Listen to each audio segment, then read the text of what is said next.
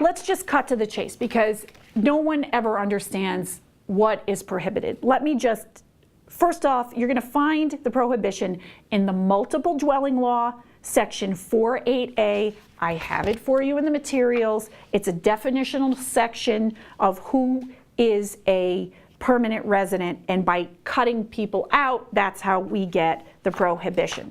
We also need to flush it out a little with a little housing maintenance code. I have that for you on page 31, and then we get to the bottom line. The bottom line, I tried to write this in as few words as humanly possible to convey the rule. It's only permissible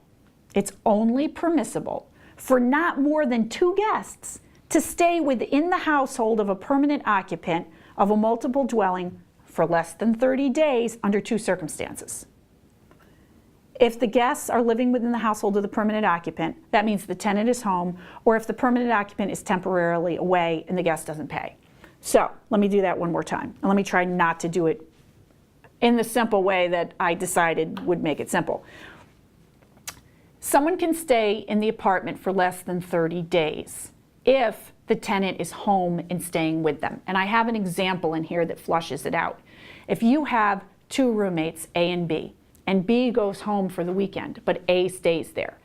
B rents out the apartment on Airbnb for less than 30 days, and 2 tourists come and stay. Now they are living within the household of A because they're all sharing the space, and that has been held to be okay because A and B as roommates under the housing maintenance code are defined as a family. So when B steps out and these 2 tourists sleep in his bedroom, they're living with the family that is constituted by the roommates. That's how that works, and that has been held to be permissible. If there were 4 guests, you can't do that because that would be violating another section of the Housing Maintenance Code, which says that no more than 3 unrelated adults can live together and constitute a family, and a family is who can occupy a multiple dwelling.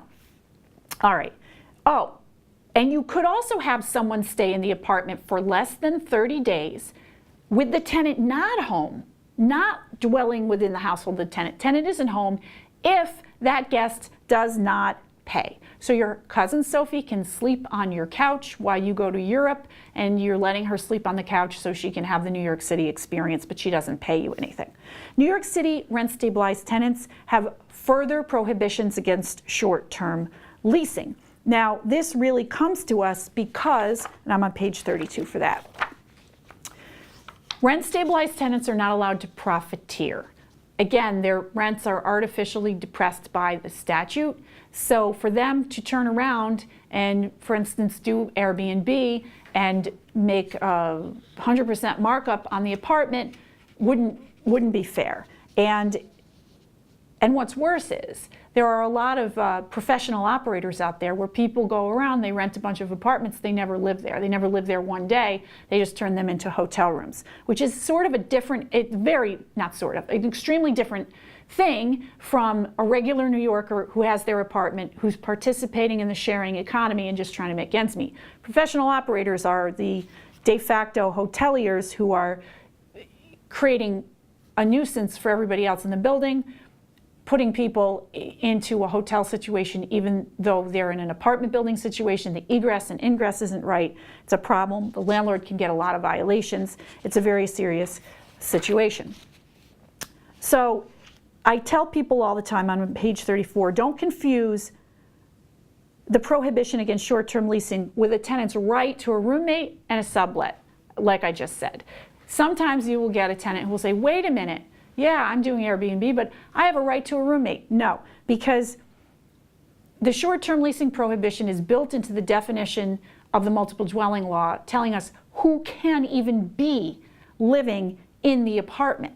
So if you're not allowed to even be living in the apartment because you're less than 30 days and the tenant isn't home, you're just disqualified. So if you're disqualified from being there, by definition, you can't be a roommate or a subtenant.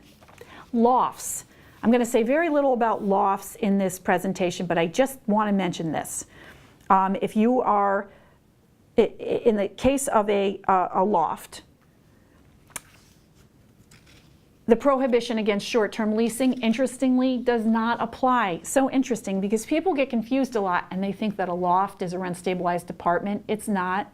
It's its own thing. The loft law is its own thing. And the loft law did not build into it this prohibition against short-term leasing. Why? Because what's a loft? It's an interim multiple dwelling. It's a commercial building moving through the statute on its way to getting a residential C of O and becoming a multiple dwelling. So since a loft isn't subject to the multiple dwelling law, it's not subject to this prohibition against short-term leasing.